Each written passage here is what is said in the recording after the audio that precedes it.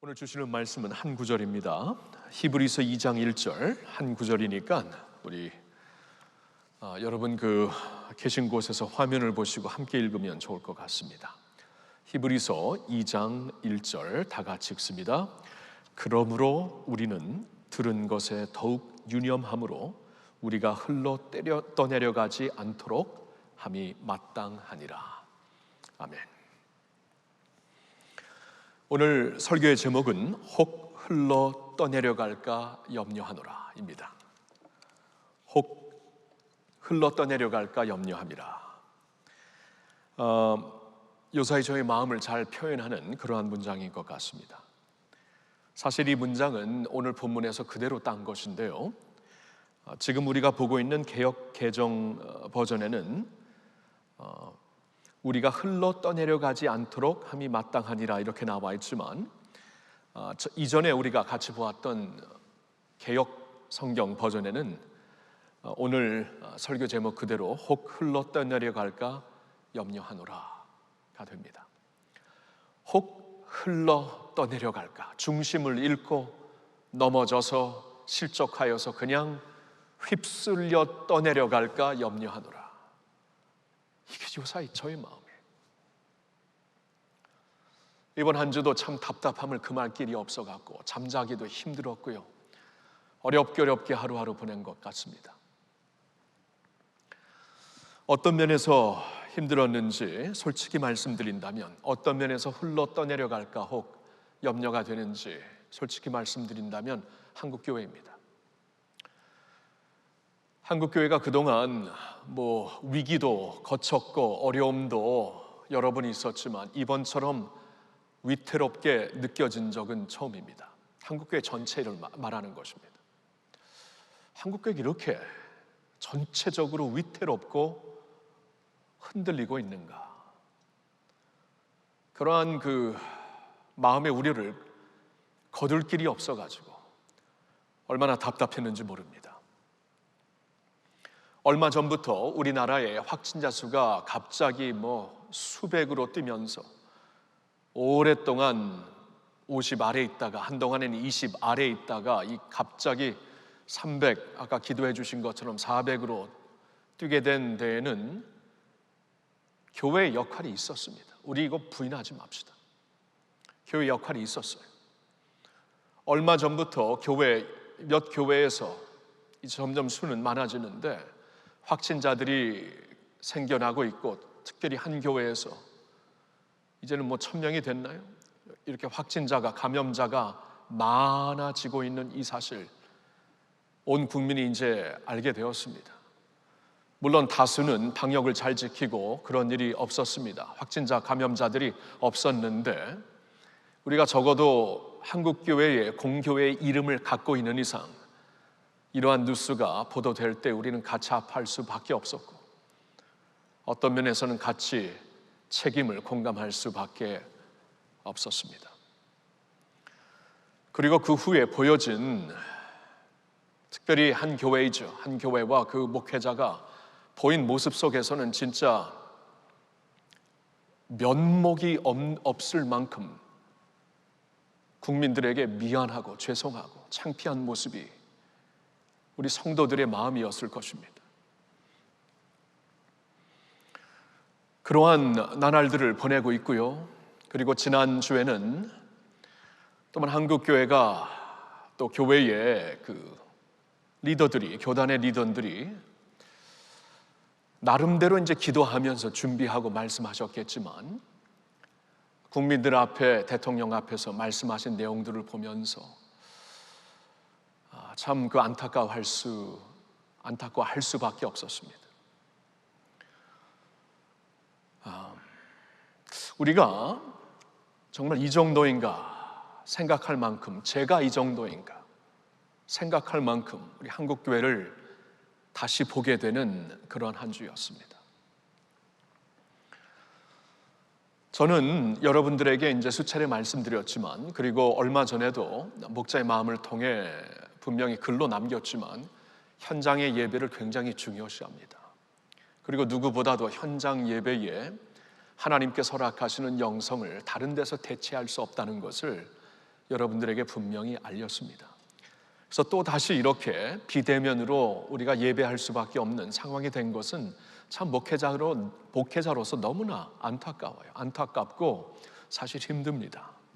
오늘도 이렇게 여러분들을 온라인으로만 뵈야 하는 것 힘듭니다. 자, 그럼에도 불구하고 이번에 이렇게 확진자들이 많아지고 있고, 그리고 그 가운데 교회들이 이제 어느 정도 그 원인이 되었다면은 지금은 우리가 진짜 애통하고 겸비한 모습으로 하나님과 사람들 앞에 내려가 있어야 할 때입니다. 주님의 긍휼하심을 구해야 될 때입니다. 그런데도 불구하고 대통령과의 그 만나는 그 자리에서 현장 예배를 다시 돌려보내야 된다는 것을 그렇게 많이 강조하는 모습을 보면서 참 안타까웠어요. 물론 그 말씀만 하신 건 아니었죠. 우리가 잘못한 것도 인정하고 또 많은 교회들이 어떻게 지금 방역 당국과 함께 하고 있는가, 이거 분명히 말씀드렸지만, 그런데도 수차례 많은 분들이 강조하신 것이 현장 예배를 돌려달라는 것입니다. 현장 예배가 물론 중요하지만 지금은 그럴 때가 아닙니다. 지금은 우리가 좀 책임감을 느끼고 조용히 주님 앞에 긍휼을 구해야 될 때입니다. 하나님 앞에, 사람들 앞에 겸손히 있어야 할 때입니다. 주님의 긍휼을 구하고 나라를 위해 조용히 기도하고 예수님처럼 섬기는 자리로 가야 할 때입니다. 그래서 참 안타까웠던 것 같아요. 안 그래도 이 모든 일이 있기 전에 이미 이제 한국교회 전도문이 많이 닫히고 있었거든요. 근데 이번 이런 데미지를 통해서 얼마나 더 다치게 될까 생각하니까 참 잠을 잘 수가 없어요. 우리 교회를 비롯하여 한국교회에 지금 새로 교회 다니기 시작하신 분들, 우리 교회도 이제 새로 교회 다니시고 이제 9월 달에도 이제 예수 그리스도의 이름으로 세례 받으실 분들이 있는데요, 계신데 이분들이 지금 교회를 어떻게 생각하고 있을까? 그렇죠? 한 어린 자를 실족시키면은 연자 맷돌을 메고 그냥 물에 빠져라. 주님께서 물론 과장 표현을 하셨지만 한 영혼 한 영혼, 천하보다 귀한 한 영혼을 구하기 위하여서 주님께서 자신의 목숨까지 버리시면서 이렇게 인도한 영혼들을 우리가 실족하게 만든다면 이건 참 할 말이 없죠, 주님 앞에. 지금 이렇게 구도자들, 또 새로 예수 믿고 새로 교회 다닌 분들 앞에 지금 주님의 교회가 어떠한 모습으로 비춰지는가? 지금 그분들이 주님의 교회를 어떻게 생각할까? 묵상하면 참 한숨이 나와요. 그리고 너무 죄송해요. 너무 죄송해요. 청년들이 얼마나 실망할까? 그래서 이런 좀 시기를, 이러한 그 시국을 거치면서 우리 청년들이 어떻게 생각하고 있는가 최근에 좀 앙케이트로 알아보았는데, 예상했던 대로 교회에 대한, 교회 리더십에 대한, 저 같은 목회자에 대한 실망이 참 많습니다. 그게 보여지는 게 다가 아니라고 분명 말할 수 있지만, 보여지는 게 다가 아니라도 보여지는 게 우리의 한 모습입니다. 한국교회 미래라고 우리가 말은 그렇게 하고 있는데, 그들이 지금 한국교회를 어떻게 보고 있는가, 리더들을 어떻게 보고 있는가, 너무나 미안해요. 와, 이 청년들의 마음이 더 다치겠구나, 이들의 실망은 더 커지겠구나 생각하니까 참 답답함을 금할 길이 없습니다. 솔직한 심정이에요. 혹 떠내려갈까 염려하노라, 이게 제 마음입니다. 한국교회가 이럴 때 무슨 설교를 해야 되는가 참 고충이에요. 저는 참 고충입니다. 요새 설교 준비하는 게 힘들었지 뭘 설교해야 되는가 이렇게 힘든 적이 없었던 것 같아요. 이러한 시점에서 지금 일어나고 있는 일들을, 이슈들을 분명히 지적해줘야 되고 필요한 만큼, 왜냐하면 이제 목회자의 양심을 가지고 교회를 사랑하니까, 성도들을 사랑하니까 성도들이 지금 어떠한 양식을 먹고 있는가, 하나님의 양식을 먹여야 되는 목자의 심장으로 지금 밖에서 들리는 여러 가지 뉴스를 통하여서 지금 먹고 있는 것이 굉장히 좀 독이 있다, 이렇게 생각하면은 목자의 심장으로 이것은 옳지 않습니다. 왜냐하면 적어도 여러분들을 목양하는 목자이기 때문에, 적어도 할렐루야 교회 성도들만큼은 하나님께서 맡겨주셨기 때문에, 강도권을 가지고 하나님의 말씀으로 그들을 인도하여 주님의 경건함에 이르게 하고 구원에 이르게 하라고 사명을 주셨기 때문에, 양식을 먹이는 것이 사명이기 때문에 지금 밖에서 먹고 있는 것이 건강하지 않고 독스러운 것이라면은 그것은 먹지 말고 이것을 먹으라 하고 분명히 지적해야 되는 책임이 있죠. 이때 몰라라 할 수 없습니다. 저는 못합니다. 양심적으로 해야 돼요. 무슨 말을 여러분들에게 듣든지 그런 말을 해야 되겠지요. 앞으로도 필요한 만큼 할 것입니다. 그런데도 불구하고 이런 이슈들을 갖고 계속 설교를 하는 것도 덕스럽지 않아요. 덕스럽지 않고 전체적으로 교회를 살리는데 유익하지 않습니다. 그래서 고충이에요. 요사에 무슨 설교를 해야 되는가, 무슨 방향으로 말씀을 전해야 되는가. 그래서 기도하는 가운데 빨리 본질로 돌아와야 되겠다. 금년에 우리의 표어가 오직 성령으로입니다. 오직 성령으로. 1년 내내 이제 40주년을 맞이해서 우리가 오직 성령으로만 감당할 수 있다. 오직 성령으로 지금까지 오게 되었고, 오직 성령으로 앞으로 이제 하나님이 허락하실 나날까지 우리가 갈 것이다라는 이 모토를 걸고, 우리의 주제를 걸고 오면서 한 해를 시작하며 4개의 설교 시리즈를 생각했습니다. 첫째로는 이제 성령과 내면의 변화이죠. 성령이 역사하실 땐 내면의 변화부터 시작됩니다. 이것은 너무나 확실한 하나님의 말씀이죠. 성령의 열매가 다 내면의 변화예요. 그래서 성령의 열매를 9가지 같이 좀 신중하게 보는 성령과 내면의 시리즈 9번의 설교를 했습니다. 그 다음으로 설교 시리즈는 이제 그 다음으로 막 이제 코로나가 터지면서 잠시 우리가 다른 데 있다가 빨리 앞서 행하시는 성령님을 봐야 되겠다.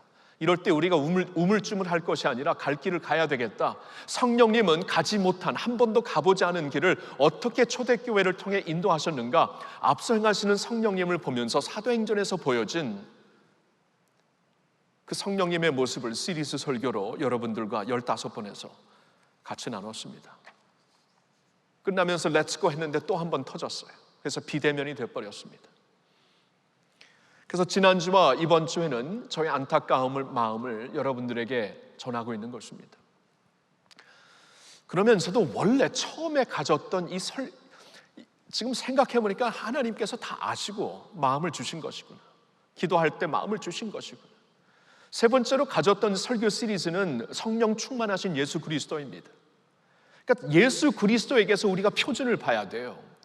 여러분, 성령 충만한 모습이 이 모습이다, 저 모습이다, 사람들을 자꾸 보려고 하는데 저기 성령 충만한 사람이 있다. 여러분, 그러다가 실망한 적이 한두 번입니까? 그래서 우리가 예수를 봐야 돼요. 예수님을. 그러니까 성령 충만하신 모델이 무엇인가, 표준이 무엇인가, 이것은 예수님께 우리가 찾을 수 있는 것이거든요. 성령의 이끌림을 받아 성령 충만하게 사시고 가르치시고 죽으시고 다시 사신 예수님. 그래서 아예 사실 한 해를 시작하면서 세 번째 시리즈로 성령 충만하신 예수 그리스도를 전해야 되겠다 하는데 이제 빨리 돌아와야 될 것 같아요. 필요한 만큼 지적은 하겠지만, 사회적인 이슈도 지적은 하겠지만, 기도하면서 성령께서 허락하시는 만큼 절제하면서 하겠지만, 그래도 이제 중요한 것은 우리가 빨리 믿음의 본질이 되고, 우리의 믿음의 본질이죠. 신앙의 본질이죠. 하나님 계시의 모든 핵심이 되죠. 예수님께로 돌아와야 되겠구나. 이제 그러한 마음을 가지고 다음 주부터 그 시리즈를 시작할 것이고요. 오늘은 어떻게 보면은 이 안타까운 마음과 함께 그 성령 충만하신 예수 그리스도를 바라보게 하는 서론의 설교가 될 수도 있습니다. 히브리서 기자는 이 장을 열면서 이런 표현을 하고 있습니다. 혹시 너희들이 떠내려 갈까 염려하노라. 왜 이런 말을 하고 있는 것일까요? 히브리서를 쓴 히브리서 기자는 이제 히브리 교인들을 향해 이 편지를 쓰고 있습니다. 히브리 교인들은 그 이름 그대로 히브리인들이에요. 유대인들입니다. 유대인들 가운데서 예수님을, 예수 그리스도를 메시아로, 하나님의 독생자로 믿게 된 사람들이었죠. 그래서 그들은 이제 그동안 유대인들로서 알고 있었던 모든 율법과 선지서의 모든 가르침이 이 한 분을 향해 말씀하신 것이구나 하면서 예수를 통해 하나님이 주신 모든 은혜를 맛본 사람들이었습니다. 그래서 히브리서를 쭉 보면은 히브리서 6장 4절부터 6절에 이런 말씀이 있습니다. 한 번 빛을 받고 하늘의 은사를 맛보고 성령에 참여한 바 되고 하나님의 선한 말씀과 내세 능력을 맛보고도 타락한 자들은 점점점. 이게 여러분들에게 지금 이 배경을 좀 보여드리고 싶은데요. 그러니까 한 번 빛을 받았어요. 예수 그리스도를 통해 하나님의 빛을 받았고 하늘의 은사를 맛보았습니다. 성령에 참여한 바 된 사람들입니다. 하나님의 선한 말씀과 내세의 능력을 맛본 사람들이었습니다. 그런데 곁길로 가기 시작하는 것이에요. 모든 것을 하고도 타락한 자들은 경고하는 말씀이거든요. 자, 여기서 이제 배경을 우리가 좀 봐야 돼요. 히브리 교인들에게는 이렇게 그 예수님을 통해 하나님이 주시는 은혜를 맛본 그러한 경험이 있는데도 불구하고 지금 무슨 이유인지 그 자리를 놓고 원래 본인들의 자리로 돌아가려고 하고 있었던 것입니다. 이유는 구체적으로 설명을 하고 있지는 않지만 이 히브리서 전체를 보면은 어느 정도 그 이유를 알 수 있을 것 같아요. 첫째로는 거짓 스승들이 들어와서 그들에게 지금까지 그들이 듣고 있었던 이 복음에 대한, 예수 그리스도의 복음에 대한 것을 이제 무효화시키고 다시 그들에게 율법주의를 가르치고 있었던 것입니다. 그래서 이 가르침이 되게 중요합니다. 고린도후서 10장을 보면은 마귀가 어디를 영적 전투에서 어디를 성도들의 어느 모습을 공격하냐면 우리의 마음이더라고요. 마음을 공격하면은 거기서 모든 게 다 흐트러져요. 그래서 예수 잘 믿다가도 이단에 빠질 수도 있는 것입니다. 세상에 철학에 빠지는 것은 둘째치고 그것도 물론이고 이단에도 빠지는 것이에요. 그러니까 이 마음이 되게 중요하다. 이 생각하는 것이 되게 중요하다. 그래서 이 거짓 선지자들이 와가지고 그들의 생각을 막 바꿔놓기 시작합니다.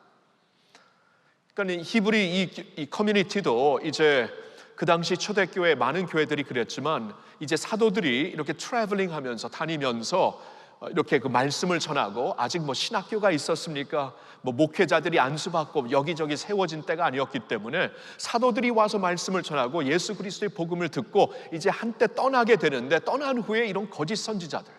그래서 이제 우리가 사도행전에서도 보았지만 사도 바울이 내가 떠난 후에 이리들이 들어와서 너희들을 잡아먹으려고 할 것이다.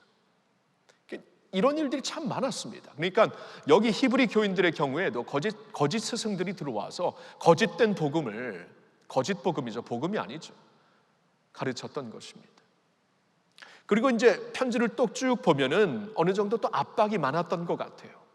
히브리 커뮤니티에 1000년 이상, 수천 년 살다가 이제 예수를 믿는, 물론 이제 예수를 믿어도 이제 히브리 유대교 구약의 성경을 다 버리는 것은 아니지만, 그러나 이제 이 구약의 성경만 붙잡고 있는 사람들에게는 이 예수를 믿으면서 구약까지 믿는 것은 이건 아니다 하고 자꾸 이제 이 히브리 커뮤니티에서 돌아와라, 너희들의 뿌리로 돌아와라, 원래 있었던 자리 돌아와라, 이런 압박이 참 많았던 것 같아요.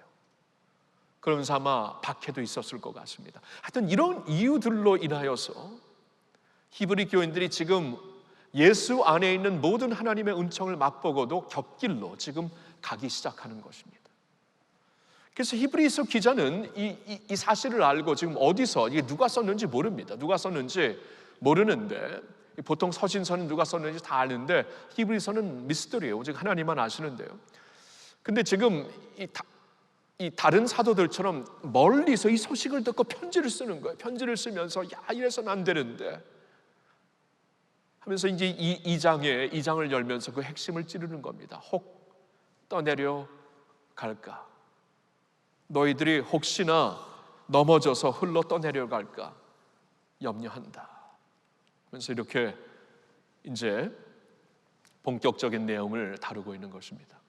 자, 그러면서 이 히브리서 전체도 그렇고요, 2장도 그렇고 이렇게 중심을 잃고 혹시나 떠내려 갈 수밖에 없는 이러한 상황 가운데 있는 자들에게 히브리서 이 기자가 무엇을 이제 전하나? 그러면 이들을 이렇게 떠내려 가는 데서부터 막으려고, 좀 중심을 다시 잡게 하려고, 영혼의 닻을 내리게 하려고 무엇을 하는가? 성경을 보면은 예수 그리스도를 전합니다.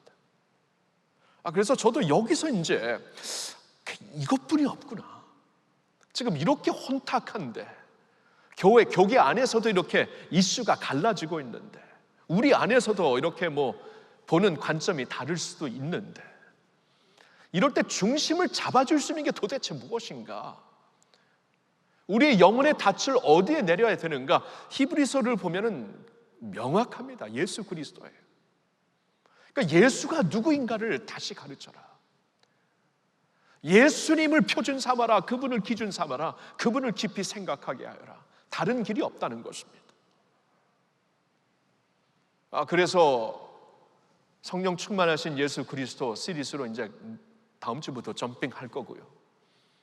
오늘도 이 히브리서를 통하여서, 특별히 이제 2장을 통하여서 다 볼 수는 없기 때문에 2장을 이렇게 열면서, 그럼 2장에서 직접 이렇게 설명하고 있는 예수님이 어떤 분인가 우리가 같이 보면서 예수님께 우리의 초점을 좀, 시선을 돌리려고 합니다.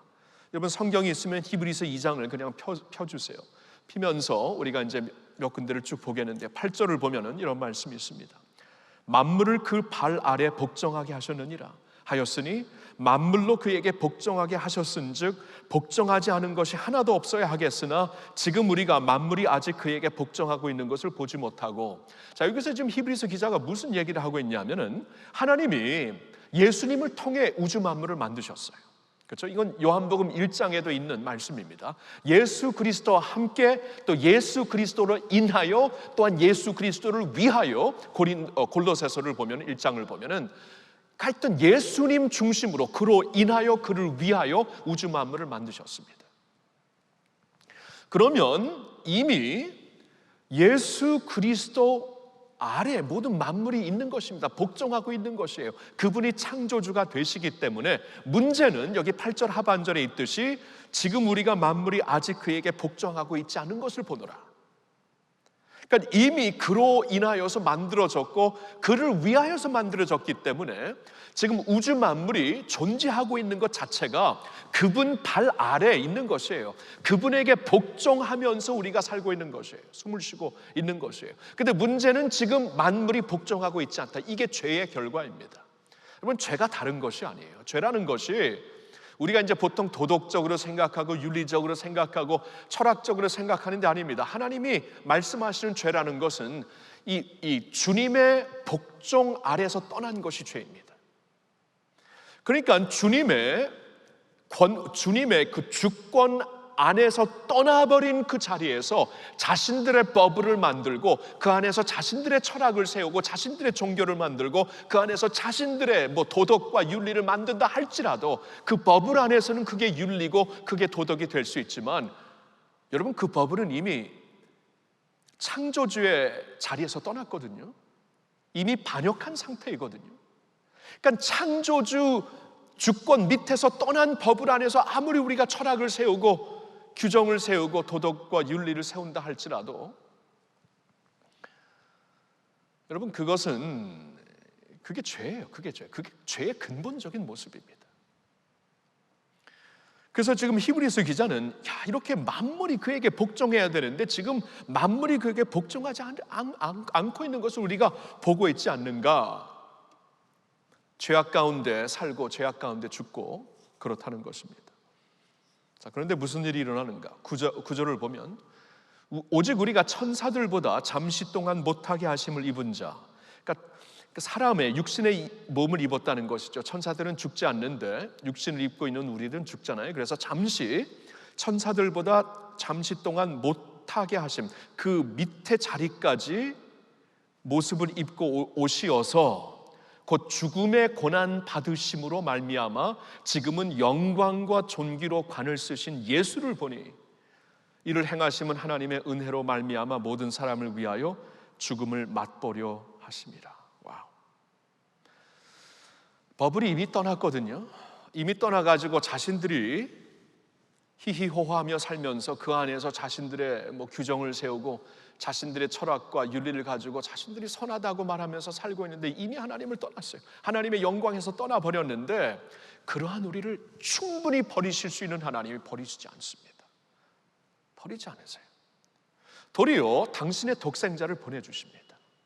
당신의 독생자를 천사들보다 잠시 못한 자리까지 보내셔서 죽음의 고난을 받게 하십니다. 죽음의 고난을. 아니, 죄의 삭은 사망이잖아요. 근데 그러면 죄를 지은 우리가 죽어야 되는데 창조주가 죄 지은 창조물을 위해 죽으셨다는 겁니다. 이것은 하나님의 은혜였다. 하나님의 은혜. 그냥 조건 없이 하나님이 하신 일. 우리가 잘나서가 아니라 우리의 어떠한 가능성을 보고 아니라 하나님의 은혜, 그의 은혜로, 이거 어떻게 설명이 안 됩니다. 하나님의 은혜로 그냥 그가 원하시어서 자원적으로 이렇게 하신 것이다. 모든 사람을 위하여 대신 죽음을 맛보셨다. 죄의 결과인 죽음을 그가 맛보셨다. 모든 사람을 대표해서 대신해서 그가 하실 수 있다. 한 분만 하실 수 있어요. 그분이 창조주이시기 때문에, 그분이 모든 인류를 만드셨기 때문에 모든 인류를 대신해서 죽음을 대표적으로 맛볼 수 있는 분 딱 한 분입니다. 딱 한 분, 예수님이. 근데 그분이 죽음을 이제 체험하셨다는 것입니다. 10절을 봅니다. 그러므로 만물이 그를 위하고 또한 그로 말미암으니가 많은 아들들을 이끌어 영광에 들어가게 하시는 일에 그들의 구원의 창시자를 고난을 통하여 온전하게 하심이 합당하도다. 여기서 무슨 말이 정말 놀랍냐면 예수 그리스도를 고난을 통해 온전하게 하셨다. 아니, 하나님 창조주가 어떻게 온전하게 되시는가? 근데 여기서 말씀하시는 것은 창조주 하나님이신 예수 그리스도께서 지금 인간의 자리로 오셨잖아요. 그 인간의 자리로 오셔야만 온전한 제산물이, 온전한 희생 제물이 되실 수 있다, 그 말이에요. 하나님에게는 모든 것이 가능한데, 이거 조심히 설명해야 되겠죠? 하나님께는 모든 것이 가능한데 한 가지가 가능하지 않습니다. 우리를 그냥 멀리서 구원하실 수가 없습니다. 왜냐하면 하나님 자신이 세우신 원칙이 있기 때문에. 죄의 삭은 사망, 이거 하나님이 세우신 원칙을 하나님께서 브레이크하시면서, 그러니까 이제 이 죄의 삭은 사망이기 때문에 이 죄의 결과로 인하여서 무엇인가 죽어야 돼요. 그래서 상징적으로 구약 성경에는 동물들이 죽었죠. 동물들이 상징적으로 제사 제물이 되었죠. 죽음을 통해서 우리의 죽음을 대신하는 건데, 그래서 하나님이 멀리서 우리를 구원하실 수 못하는 겁니다.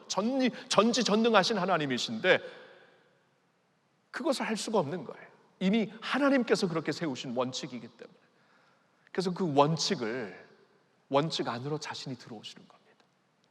그래서 예수님이 고난을 통해 온전하게 되셨다는 것은 고난을 받을 수 있는 인간의 자리로 오셔야, 멀리서가 아니라 인간의 자리로 들어오셔야 인간으로서 우리 모든 사람들을 위해 대신 죽을 수가 있어요. 그래서 고난을 통해 온전한 구세주가 되셨다, 그 말입니다. 온전한 희생제물이 되셨다, 그 말이에요. 놀라운 말을 설명하시고 있습니다.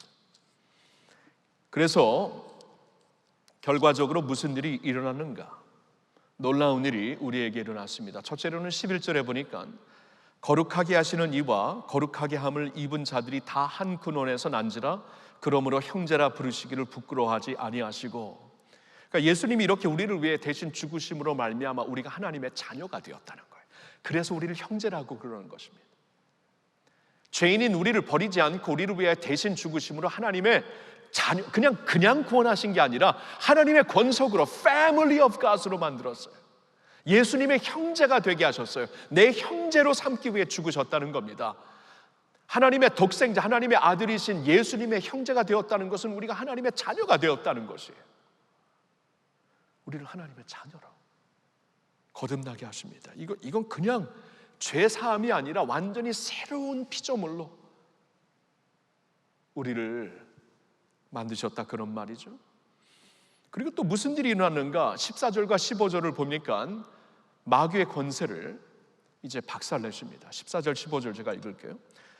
자녀들은 혈과 육에 속하였음에 그도 또한 같은 모양으로 혈과 육을 함께 지니심은 죽음을 통하여 죽음의 세력을 잡은 자 곧 마귀를 멸하시며 또 죽기를 무서워함으로 한평생 내어 종노릇하는 모든 자들을 놓아주려 하심이니. 와우. 예수님이 이렇게 혈과 육에 속하신 분으로 이제 죽음을 친히 맛보신 분으로서 친히 우리를 대표하여 죽으심으로써 그 자리에서 또 다시 일어나시게 되죠. 죽으시니까 부활하시게 되죠. 그러면 죽으셔서 부활하셔야만 이 마귀의 권세, 이 마지막 권세가 사망 권세인데 이 사망 권세를 박살내시는 겁니다. 그러니까 여기서 이제 일평생이 죽기를 무서워함으로 한평생 마귀의 종 노릇하는 자들을 이제 놓아주셨다, 해방시키셨다. 예수가 우리를 대신하여 혈육을 입고 죽으심으로 말미암아 우리에게 임한 축복이, 우리가 하나님의 자녀가 된 것뿐만이 아니라 지금 이 시간 이 세상에 살면서도 마귀의 마지막 카드인 사망 권세에 사로잡힐 필요가 없어요. 와, 사망 권세 사로잡히지 않으면 마귀에게 전혀 사로잡히지 않습니다. 이게 마지막 카드이기 때문에. 사는 것도 영광이요 죽으면 주님께로 가서 영광이다. 사도 바울이 그러잖아요. 사나 죽으나 예수를 위해 살고 죽고, 사실 죽는 게 더 영광이다. 주님께로 직접 가기 때문에. 아직도 이렇게 육신의 몸을 생명을 허락하시어서 육신에 살게 하시면 그분을 위해 살게 하시는 것이다. 여러분, 이게 있잖아요, 성도들에게 주어진 엄청난 간증입니다. 예수로 말미암아 하나님의 자녀가 되었고 마귀의, 사탄 마귀의 사망 권세를 우리도 이기게 되었고, 거기서 끝나는 게 아닙니다. 우리의 대제사장이 되시는 예수님의 도움을 받으면서 살게 돼요. 17절 18절을 보면 그러므로 그가 범사의 형제들과 같이 되심이 마땅하도다. 이는 하나님의 일에 자비하고 신실한 대제사장이 되어 백성의 죄를 속량하려 하심이라. 그가 시험을 받아 고난을 당하셨은즉 시험 받는 자들을 능히 도우실 수 있느니라. 그러니까 주님은 우리의 신실하고, 여기 보니까 자신의 백성들의 자비하고 신실한 대제사장이 되었다. 그러니까 여러분, 그 구약 성경에 보면은 제사장들의 역할이 하나님과 사람들 사이에 서는 역할이 아니었습니까?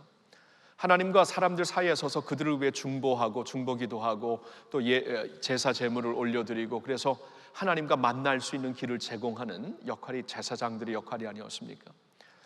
그 중에서 이제 대제사장은 제사장들, 모든 제사장들을 대표하는 분이었는데 우리에게 이제 새로운 대제사장이 생긴 거예요. 예수님이 그런 분이라는 거예요. 근데 이게 이제 대단하죠. 이제 히브리서를 보면 그 제사장, 대제사장의 역할을 나중에 이제 7장, 8장, 9장, 10장에서 계속 말씀해 주시는데,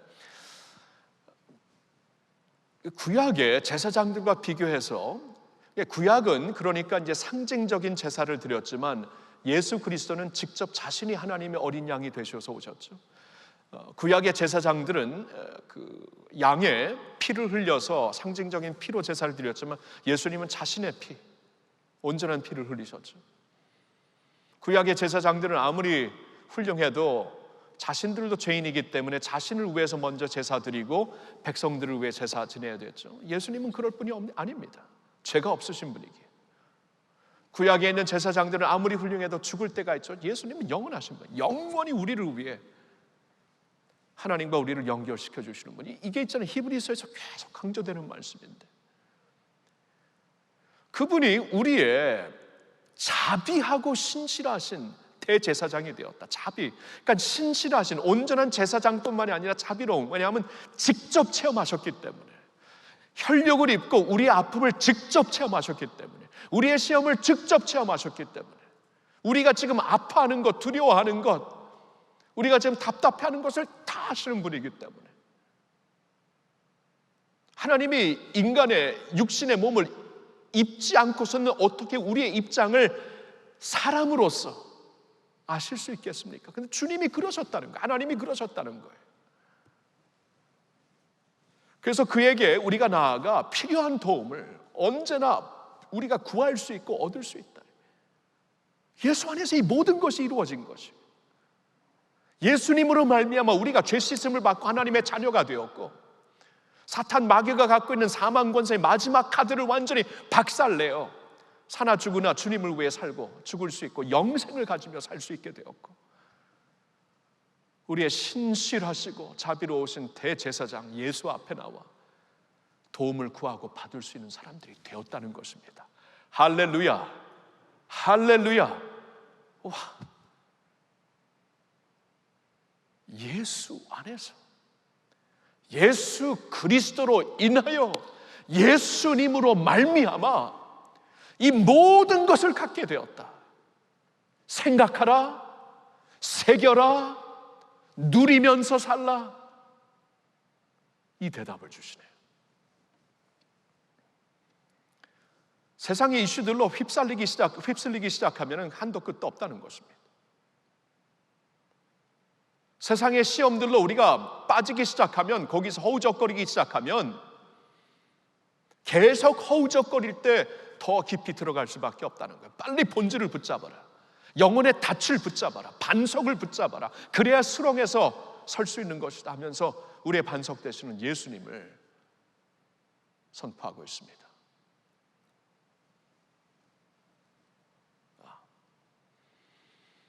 우리의 갈등 가운데, 우리의 대립 가운데, 우리의 복잡하고 혼란한 생각 가운데 이 반석 위에 서셔야 돼요. 이 반석 위에 서셔야 돼요. 이 본질을 붙잡아야 돼요. 이 영혼의 닻을 내려야 됩니다. 예수님입니다. 예수 그리스도입니다. 이렇게 2장을 쭉 쓰고 3장을 열면서 2장 전체에서 전한 말씀을 요약하며 3장을 이제 연결시키는데, 3장 1절을 우리 같이 읽으면서 설교를 마치겠습니다. 3장 1절 우리 같이 읽어봅시다. 그러므로 함께 하늘의 부르심을 받은 거룩한 형제들아, 우리가 믿는 도리의 사도이시며 대제사장이신 예수를 깊이 생각하라. 자, 마지막 문장 다 같이 예수를 깊이 생각하라. 다시 한번 예수를 깊이 생각하라. This is it. 예수를 깊이 생각하십시오. 예수를 깊이 생각하시면서 이 어둠을 이겨냅시다. 이 시간에 좀 찬양팀 올라와서 우리가 이제 기도하기 전에 이 찬양에, 여러분 잘 아시는 찬양입니다. 많이 불렀기 때문에. 근데 찬양의 가사를 좀 생각해 보세요. 묵상해 보세요. 지금 오늘 주신 말씀과 함께 이 찬양 가사를 이제 처음 한 절을 쭉 우리 찬양팀이 솔로가 좀 해주실 텐데, 그 다음에 이 내용을 우리의 간증으로 함께 부르고 기도하겠습니다.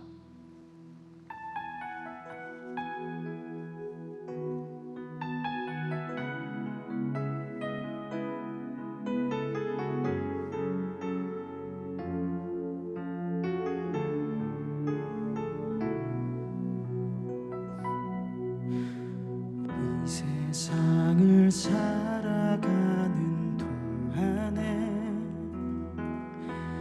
나의 힘을 의지할 수 없으니 기도하고 낙심하지 말 것은 주께서 참 소망이 되심이라. 길을 걸어가는 동안에 세상의 것 의지할 수 없으니 감사하고 낙심하지 말 것은 주께서 참 기쁨이 되심이라. 하나님의 꿈이 나의 비전이 되고 예수님의 성품이 나의 인격이 되고 성령님의 권능이 나의 능력이 되길 원하고 바라고 기도합니다. 다 같이 부르겠습니다. 이 세상을 살아가는 동안에 나의 힘을 의지할 수 없으니 기도하고 낙심하지 말 것을 주께서 참 소망이 되시리라. 주의 길을 걸어가는 주의 길을 걸어가는 동안에 세상에 더 의지할 수 없으니 감사하고 낙심하지 말 것을 주께서 참 기쁨이 되시리라. 하나님의 꿈이 나의 비전이 되고 예수님의 성품이 나의 인격이 되고 성령님의 권능이 나의 능력이 되길 원하고 바라고 기도합니다. 하나님의 꿈이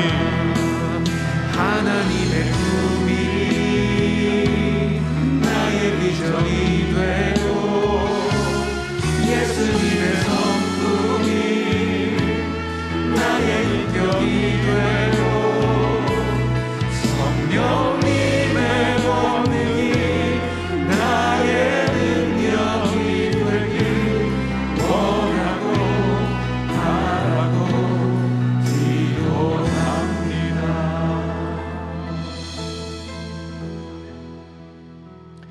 여러분, 우리가 오늘 들은 말씀, 지금 방금 불었던 찬양처럼 우리의 참된 소망이 어디 있습니까? 소망을 찾을 수 없는 이 세상에서 참된 소망이 어디 있습니까? 우리의 참된 기쁨이 어디 있습니까? 기쁨을 찾을 수 없는 우울한 이때에 참된 기쁨은 어디 있는 것입니까? 예수님입니다. 예수님. 하나님의 꿈이 나의 비전이 되고 예수님의 성품이 나의 인격이 되고 성령님의 권능이 나의 능력이 되기를 예수로 가득 채워지고 예수의 영으로 가득 채워지는, 여러분, 이것으로만 우리가 살 수 있습니다. 요사이 이러한 그 혼탁한 사회 이슈로 인하여서 계속 증가하는 코로나 감염자로 인하여서 우리 마음이 어둡습니다. 답답합니다. 경제가 많이 힘듭니다. 생계가 어렵습니다. 참 소망이 어디 있습니까? 세상에 없습니다. 참 기쁨이 어디 있습니까? 없습니다. 다른 데 없습니다. 오직 주님입니다. 그래서 이 시간에 예수님, 우리의 참된 소망, 참된 구원, 우리의 큰 형님이 되시고 우리의 소망이 되시고 그로 인하여 마귀의 모든 어두운 권세를 이길 수 있고 오늘 예수님의 이름으로 모든 어려움 중에서 도움을 찾을 수 있는 저희들이 된 것을 믿습니다. 예수를 더 원합니다. 예수를 더욱더 깊이 생각하겠습니다. 예수님으로 더욱더 충만해지겠습니다.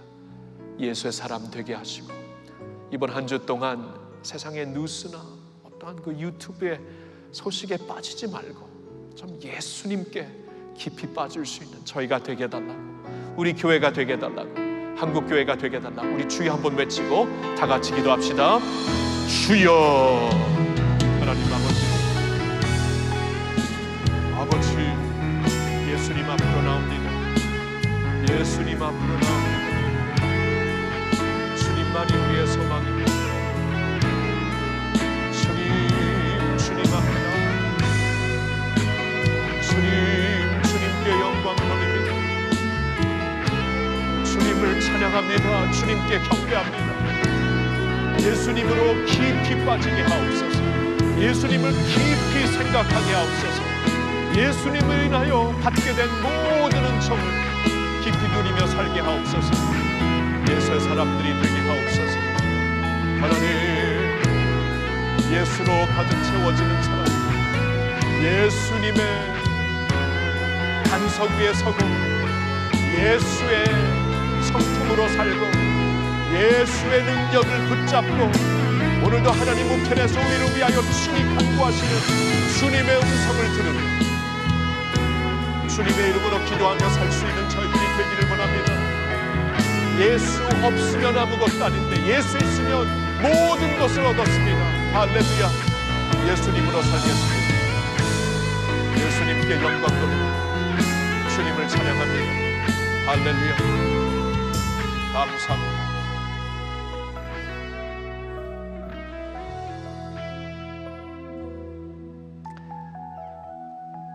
혼란 속에, 아픔 속에, 어두움 속에 있는 백성들을 향해 너희는 예수를 깊이 생각하라 말씀하시는 아버지의 음성을 듣습니다. 주님, 그동안 우리가 사회 뉴스에 깊이 생각하며 살았던 것 같습니다. 유튜브를 통해 듣는 뉴스에 완전히 빠져서 살았던 것 같습니다. 주님, 예수를 깊이 생각하라고 말씀하시는 하나님의 말씀을 붙잡고 이제 일어납니다. 예수님을 깊이 생각하며 예수님으로 인해 얻은 모든 은혜를 깊이 새기며 예수의 능력, 예수의 기쁨, 예수의 소망으로 살 수 있는 저희들이 되기를 원합니다. 그러한 자리로 인도해 주시고 그러한 예수의 사람들로 세워주시옵소서. 할렐루야. 우리의 영혼의 닻이 되시며 우리의 삶의 목적이 되시는 이유가 되시는 우리 주 예수님의 이름으로 감사드리며 기도하옵나이다. 아멘. 여러분, 이 시간에는 좀 우리가 주님 앞에 좀 일어서기를 원합니다. 그 자리에서 여러분 자리에서 한번 다 일어나 주시어서 주님의 높고 위대하심을 이 후렴만 우리가 계속 주님을 향해 우리 두 손을 들고 찬양 드린 후에 축도함으로 마치겠습니다. 이 모든 상황 가운데, 환경 가운데 홀로 높이 계시는 주님을 찬양합니다. 할렐루야. 주님의 높고 위대하심을, 주님의 높고 위대하심을 내 영혼이 찬양하네. 주님의 높고 위대하심을 Yes, Lord. 내 영혼이 찬양하네. 주님의 높고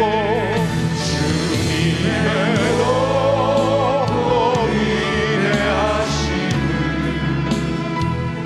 내 영혼 찬양하네. 주님의 높고 위대하심을 내 영혼이 찬양. 더 높은 소리로 찬양합시다. 주님의 높고 주님의 높고 위대하심을 내 영혼 찬양하네. 주님의 높고 위대하심을 내 영혼이